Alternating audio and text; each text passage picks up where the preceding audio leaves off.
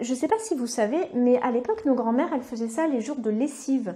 Tout simplement parce qu'elles faisaient mijoter des viandes avec des légumes, enfin voilà, toute une potée. Dans certaines régions, il y a vraiment des spécialités, mais quand elles allaient faire la lessive, elles n'avaient pas forcément le temps de faire à manger.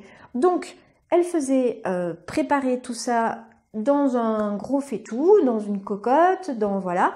Elles allaient faire leur lessive et quand elles revenaient de la lessive et les messieurs des champs, eh bien, ils avaient tous à manger quelque chose de chaud. Il n'y avait plus qu'à mettre les pieds sous la table. Donc, moi, j'ai trouvé quand même le concept assez sympa. Je ne fais pas de lessive, en tout cas, la lessive, elle se fait toute seule maintenant.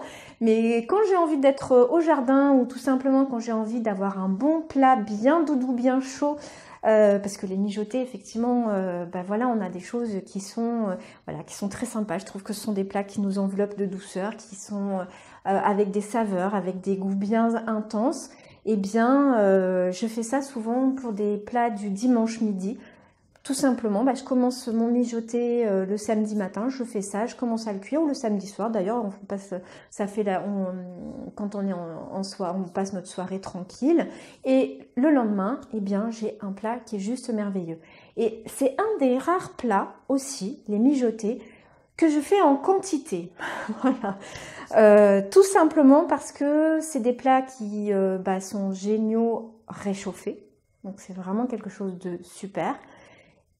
Et ça vous permet, sur 1 ou 2 repas suivants, de ne pas faire à manger. Et ça, je vous assure que c'est génial.